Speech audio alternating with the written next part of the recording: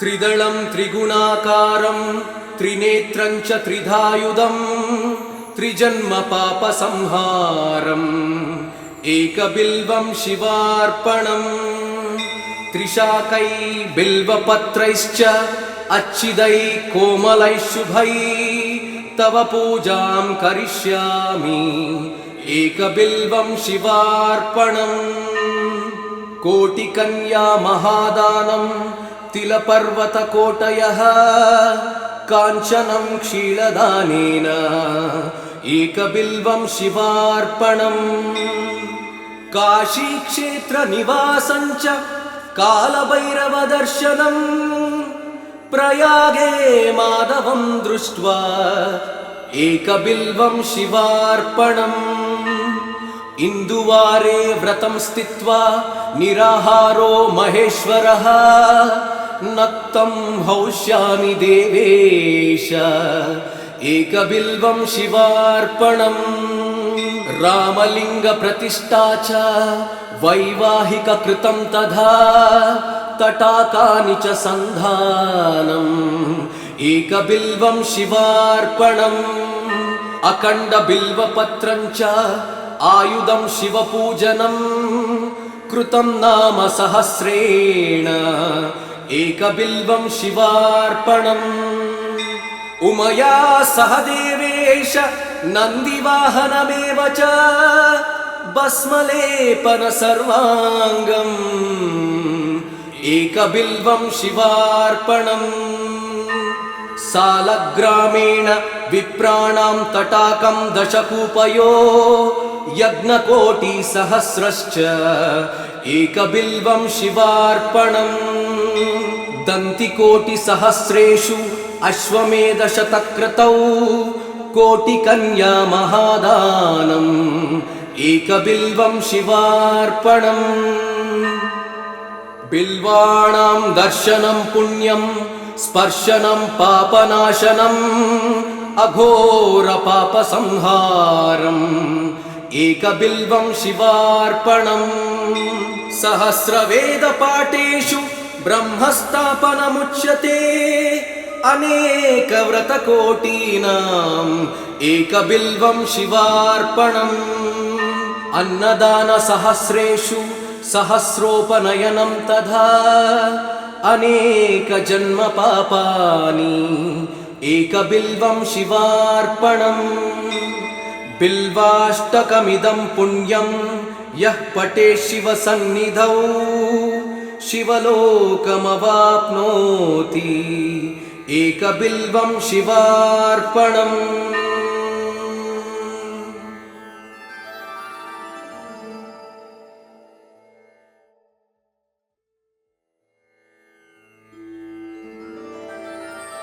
त्रिदलं त्रिगुणाकारं त्रिनेत्रं च त्रिधायुधं त्रिजन्म पापसंहारम् एकबिल्वं शिवार्पणम् त्रिशाकै बिल्वपत्रैश्च अच्छिदै कोमलै शुभै तव पूजां करिष्यामि एकबिल्वं शिवार्पणम् कोटिकन्या महादानं तिलपर्वतकोटयः काञ्चनं क्षीरदानेन एकबिल्वं शिवार्पणम् काशीक्षेत्रनिवासं च कालभैरवदर्शनम् प्रयागे माधवं दृष्ट्वा एकबिल्वं शिवार्पणम्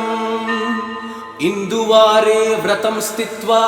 निराहारो महेश्वरः नक्तं हौष्यामि देवेश एकबिल्वं शिवार्पणम् रामलिङ्गप्रतिष्ठा च वैवाहिककृतं तथा तटाकानि च सन्धानम् एकबिल्वं शिवार्पणम् अखण्डबिल्वपत्रं च आयुधं शिवपूजनं कृतं नाम सहस्रेण एकबिल्वं शिवार्पणम् उमया सह देवेश नन्दिवाहनमेव च भस्मलेपन सर्वाङ्गम् एकबिल्वं शिवार्पणम् सालग्रामेण विप्राणां तटाकं दशकूपयो यज्ञकोटिसहस्रश्च एकबिल्वं शिवार्पणम् दन्तिकोटिसहस्रेषु अश्वमेधशतक्रतौ कोटिकन्या महादानम् एकबिल्वं शिवार्पणम् बिल्वाणां दर्शनं पुण्यं स्पर्शनं पापनाशनम् अघोरपापसंहारम् एकबिल्वं शिवार्पणम् सहस्रवेदपाठेषु ब्रह्मस्थापनमुच्यते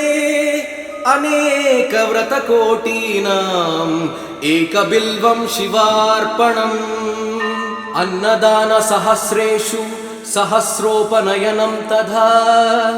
अनेकजन्मपापानि एकबिल्वं शिवार्पणम् बिल्वाष्टकमिदं पुण्यं यः पठेत् शिवसन्निधौ शिवलोकमवाप्नोति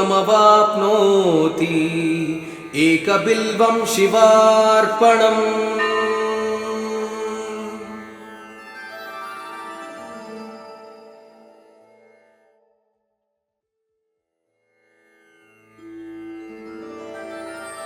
त्रिदलं त्रिगुणाकारं त्रिनेत्रं च त्रिधायुधं त्रिजन्मपापसंहारम् एकबिल्वं शिवार्पणम् त्रिशाकै बिल्वपत्रैश्च अच्छिदै कोमलैः शुभै तव पूजां करिष्यामि एकबिल्वं शिवार्पणम् कोटिकन्या महादानं तिलपर्वतकोटयः काञ्चनं क्षीरदानेन एकबिल्वं शिवार्पणम् काशीक्षेत्रनिवासं च कालभैरवदर्शनम् प्रयागे माधवं दृष्ट्वा एकबिल्वं शिवार्पणम् इन्दुवारे व्रतं स्थित्वा निराहारो महेश्वरः नक्तं हौष्यामि देवेश एकबिल्वं शिवार्पणम् रामलिङ्गप्रतिष्ठा च वैवाहिककृतं तथा तटाकानि च सन्धानम् एकबिल्वं शिवार्पणम् अखण्डबिल्वपत्रं च आयुधं शिवपूजनं कृतं नाम सहस्रेण एकबिल्वं शिवार्पणम् उमया सह देवेश नन्दिवाहनमेव च भस्मलेपन सर्वाङ्गम् एकबिल्वं शिवार्पणम् सालग्रामेण विप्राणां तटाकं दशकूपयो यज्ञकोटिसहस्रश्च एकबिल्वं शिवार्पणम् दन्तिकोटिसहस्रेषु अश्वमेधशतक्रतौ कोटिकन्या महादानम् एकबिल्वं शिवार्पणम् बिल्वाणां दर्शनं पुण्यं स्पर्शनं पापनाशनम् अघोरपापसंहारम् एकबिल्वं शिवार्पणम् सहस्रवेदपाठेषु ब्रह्मस्थापनमुच्यते अनेकव्रतकोटीनाम् एकबिल्वं शिवार्पणम् अन्नदानसहस्रेषु सहस्रोपनयनं तथा अनेकजन्मपापानि एकबिल्वं शिवार्पणम् बिल्वाष्टकमिदं पुण्यं यः पठेत् शिवसन्निधौ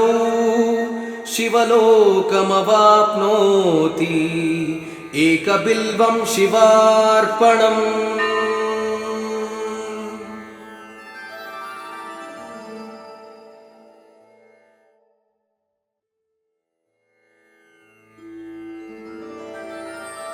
त्रिदलं त्रिगुणाकारं त्रिनेत्रं च त्रिधायुधं त्रिजन्मपापसंहारम्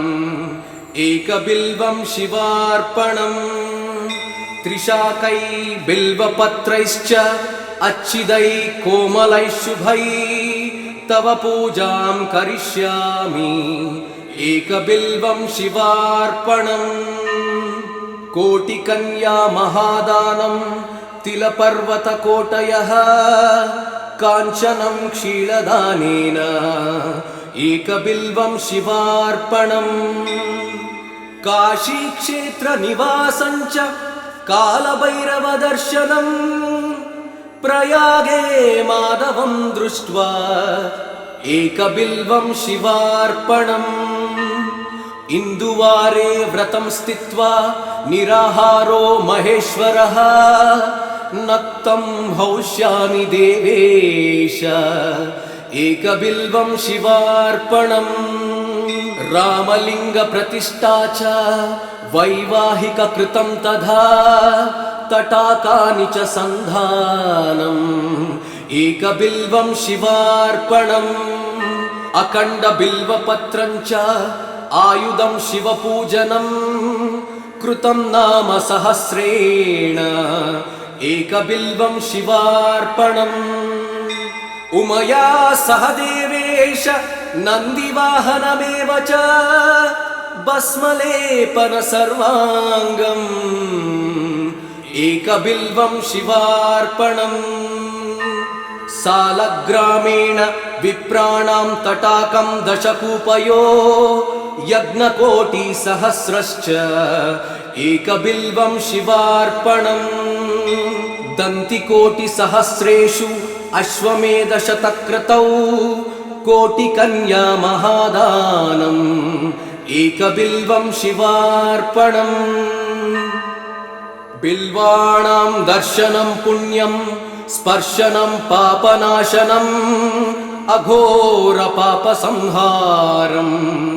एकबिल्वं शिवार्पणम् सहस्रवेदपाठेषु ब्रह्मस्थापनमुच्यते अनेकव्रतकोटीनाम् एकबिल्वं शिवार्पणम् अन्नदानसहस्रेषु सहस्रोपनयनं तथा अनेकजन्मपापानि एकबिल्वं शिवार्पणम् बिल्वाष्टकमिदं पुण्यं यः पठेत् शिवसन्निधौ शिवलोकमवाप्नोति एकबिल्वं शिवार्पणम्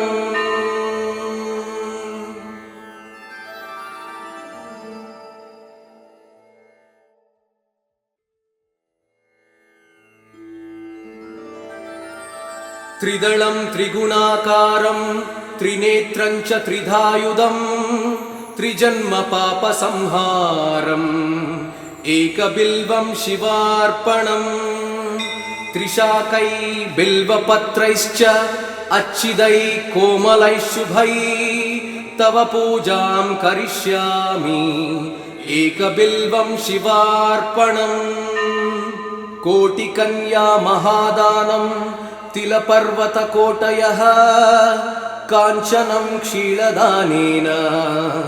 एकबिल्वं शिवार्पणम् काशीक्षेत्रनिवासञ्च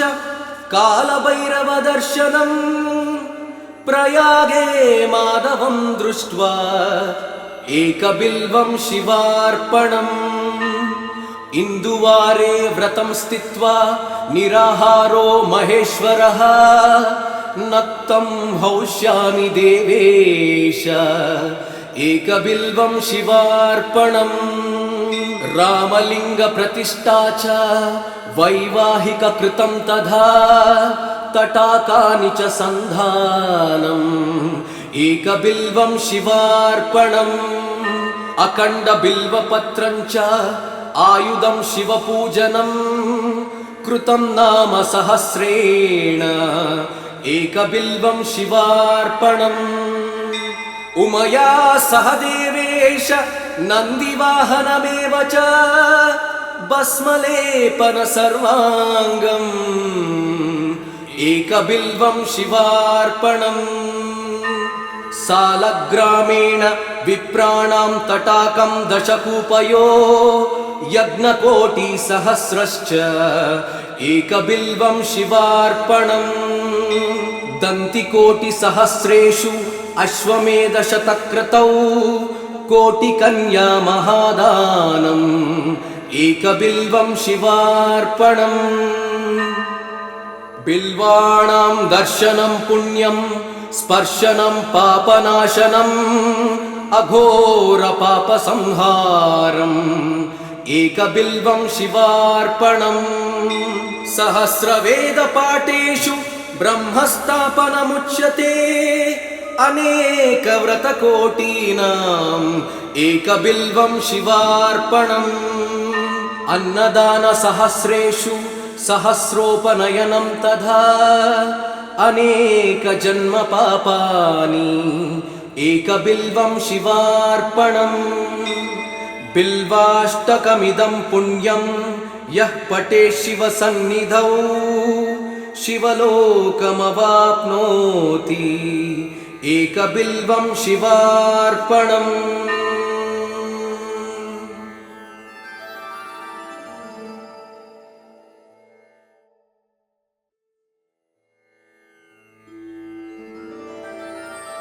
त्रिदलं त्रिगुणाकारं त्रिनेत्रं च त्रिधायुधं त्रिजन्मपापसंहारम् एकबिल्वं शिवार्पणम् त्रिशाकै बिल्वपत्रैश्च अच्छिदै कोमलैः शुभै तव पूजां करिष्यामि एकबिल्वं शिवार्पणम् कोटिकन्या महादानं तिलपर्वतकोटयः काञ्चनं क्षीरदानेन एकबिल्वं शिवार्पणम् काशीक्षेत्रनिवासं च कालभैरवदर्शनम् प्रयागे माधवं दृष्ट्वा एकबिल्वं शिवार्पणम् इन्दुवारे व्रतं स्थित्वा निराहारो महेश्वरः नक्तं हौष्यामि देवेश एकबिल्वं शिवार्पणम्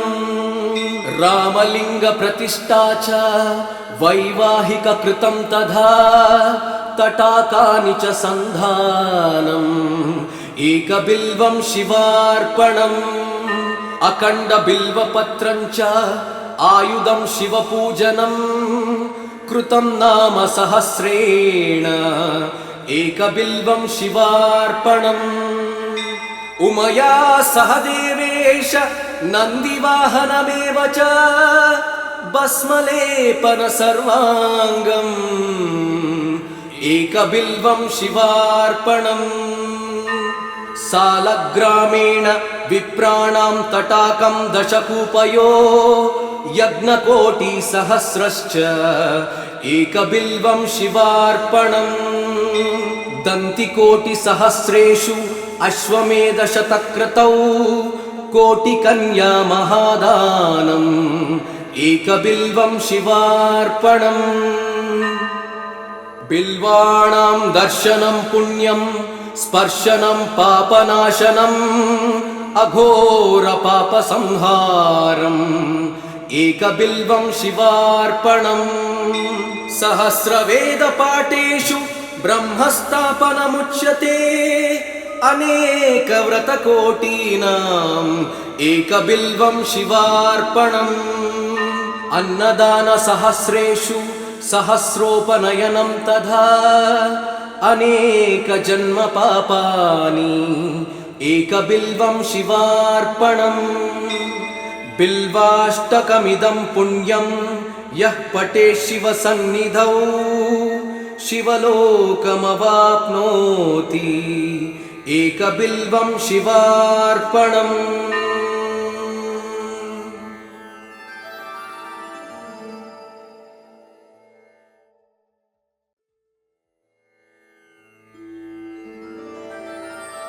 त्रिदलं त्रिगुणाकारं त्रिनेत्रं च त्रिधायुधं त्रिजन्मपापसंहारम् एकबिल्वं शिवार्पणम् त्रिशाकै बिल्वपत्रैश्च अच्छिदै कोमलै शुभै तव पूजां करिष्यामि एकबिल्वं शिवार्पणम् कोटिकन्या महादानं तिलपर्वतकोटयः काञ्चनं क्षीरदानेन एकबिल्वं शिवार्पणम् काशीक्षेत्रनिवासं च कालभैरवदर्शनम् प्रयागे माधवं दृष्ट्वा एकबिल्वं शिवार्पणम् इन्दुवारे व्रतं स्थित्वा निराहारो महेश्वरः नक्तं हौष्यामि देवेश एकबिल्वं शिवार्पणम् रामलिङ्गप्रतिष्ठा च वैवाहिककृतं तथा तटाकानि च सन्धानम् एकबिल्वं शिवार्पणम् अखण्डबिल्वपत्रं च आयुधं शिवपूजनं कृतं नाम सहस्रेण एकबिल्वं शिवार्पणम् उमया सह देवेश नन्दिवाहनमेव च भस्मलेपन सर्वाङ्गम् एकबिल्वं शिवार्पणम् सालग्रामेण विप्राणां तटाकं दशकूपयो यज्ञकोटिसहस्रश्च एकबिल्वं शिवार्पणम् दन्तिकोटिसहस्रेषु अश्वमेधशतक्रतौ कोटिकन्या महादानम् एकबिल्वं शिवार्पणम् बिल्वाणां दर्शनं पुण्यं स्पर्शनं पापनाशनम् अघोरपापसंहारम् एकबिल्वं शिवार्पणम् सहस्रवेदपाठेषु ब्रह्मस्थापनमुच्यते अनेकव्रतकोटीनाम् एकबिल्वं शिवार्पणम् अन्नदानसहस्रेषु सहस्रोपनयनं तथा अनेकजन्मपापानि एकबिल्वं शिवार्पणम् बिल्वाष्टकमिदं पुण्यं यः पठेत् शिवसन्निधौ शिवलोकमवाप्नोति एकबिल्वं शिवार्पणम्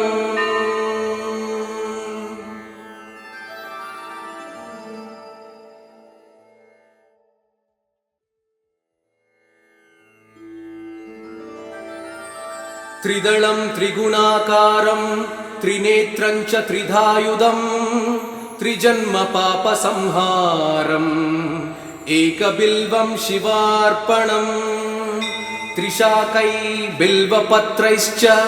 अच्छिदै कोमलै शुभै तव पूजां करिष्यामि एकबिल्वं शिवार्पणम्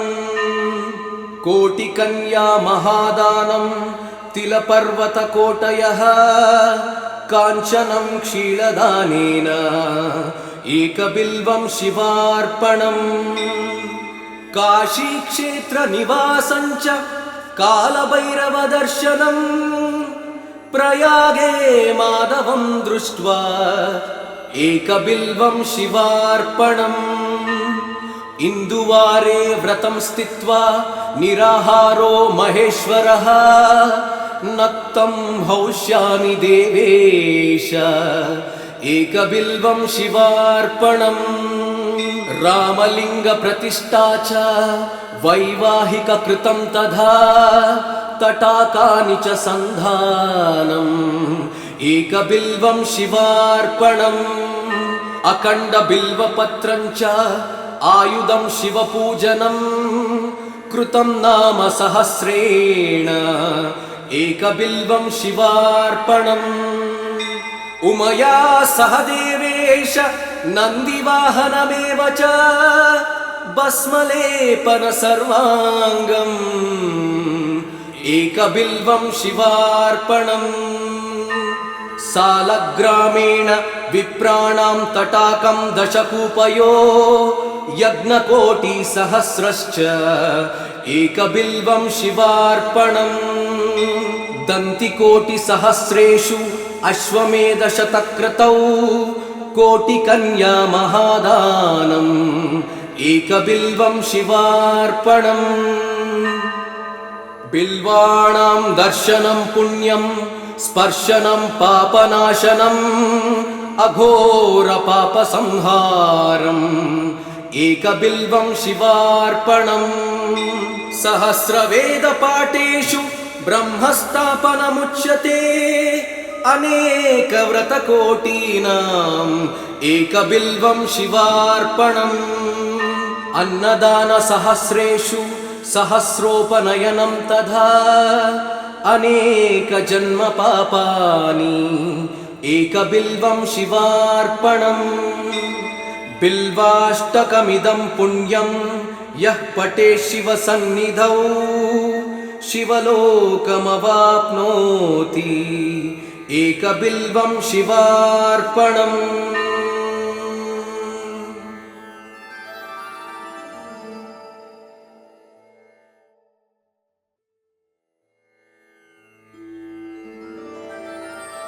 त्रिदलं त्रिगुणाकारं त्रिनेत्रं च त्रिधायुधं त्रिजन्मपापसंहारम् एकबिल्वं शिवार्पणम् त्रिशाकै बिल्वपत्रैश्च अच्छिदै कोमलै शुभै तव पूजां करिष्यामि एकबिल्वं शिवार्पणम् कोटिकन्या महादानं तिलपर्वतकोटयः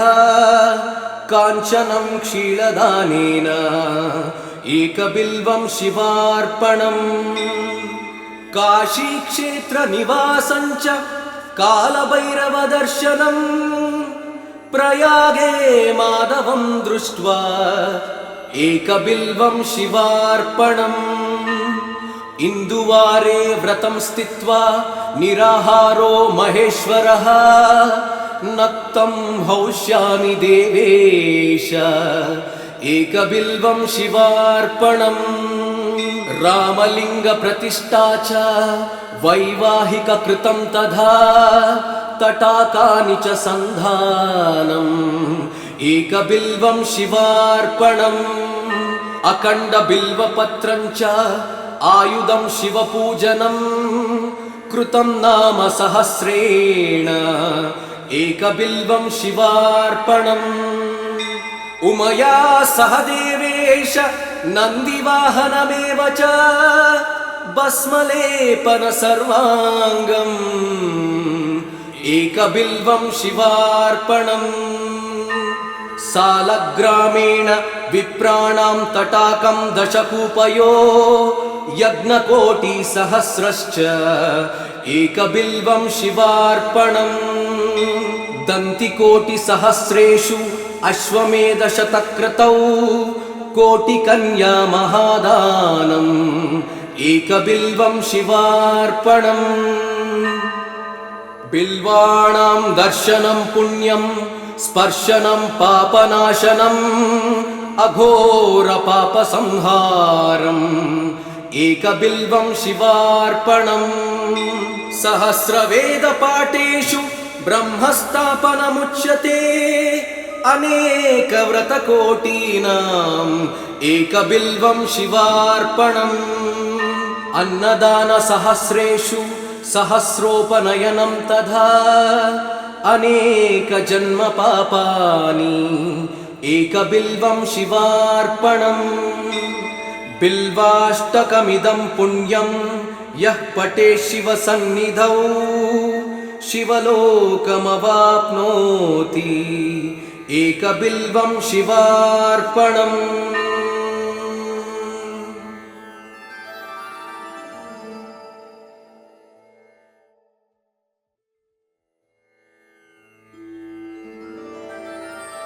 त्रिदलं त्रिगुणाकारं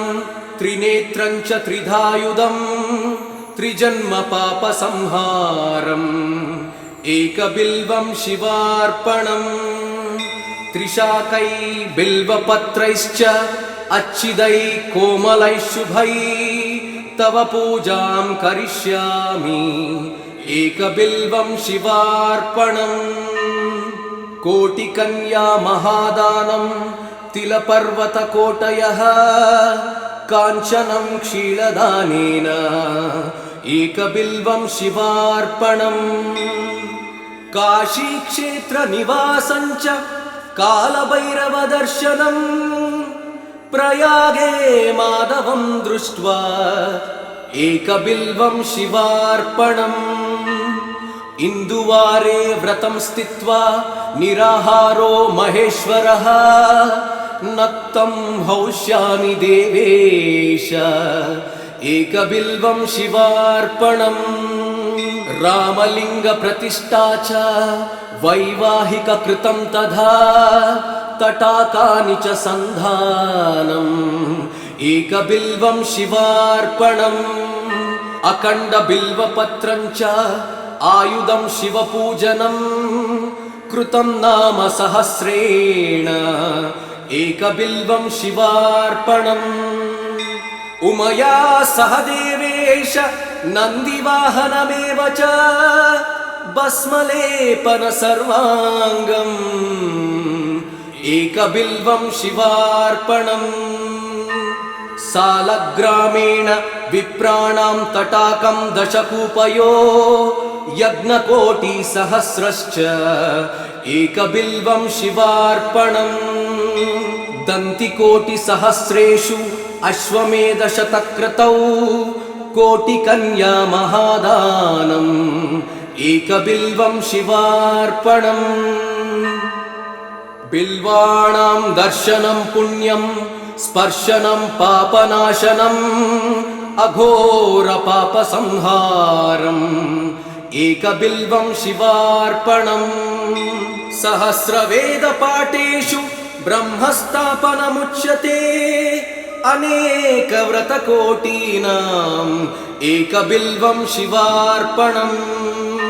अन्नदानसहस्रेषु सहस्रोपनयनं तथा अनेकजन्मपापानि एकबिल्वं शिवार्पणम्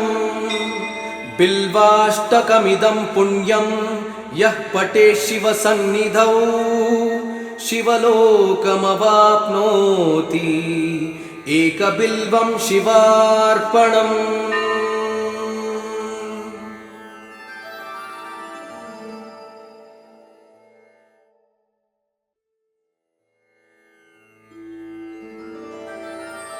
त्रिदलं त्रिगुणाकारं त्रिनेत्रं च त्रिधायुधं त्रिजन्मपापसंहारम् एकबिल्वं शिवार्पणम् त्रिशाकै बिल्वपत्रैश्च अच्छिदै कोमलै शुभै तव पूजां करिष्यामि एकबिल्वं शिवार्पणम्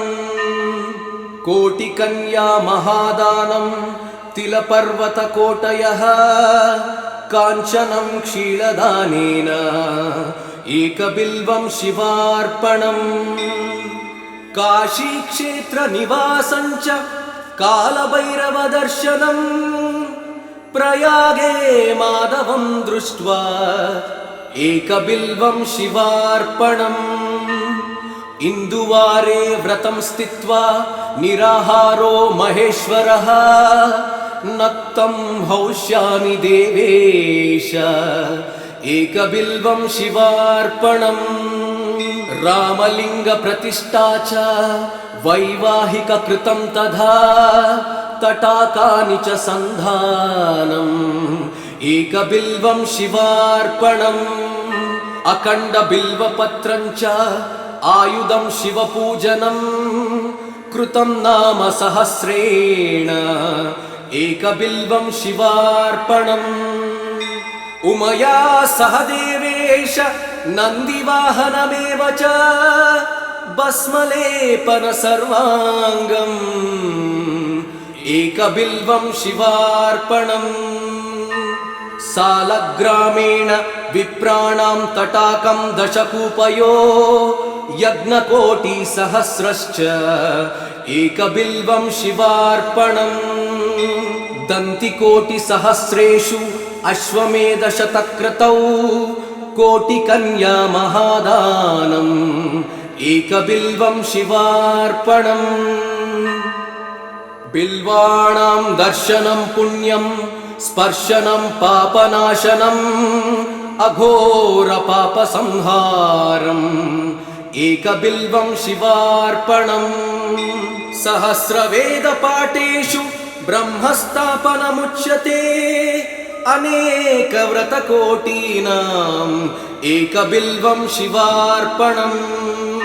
अन्नदानसहस्रेषु सहस्रोपनयनं तथा अनेकजन्मपापानि एकबिल्वं शिवार्पणम् बिल्वाष्टकमिदं पुण्यं यः पठेत् शिवसन्निधौ शिवलोकमवाप्नोति एकबिल्वं शिवार्पणम्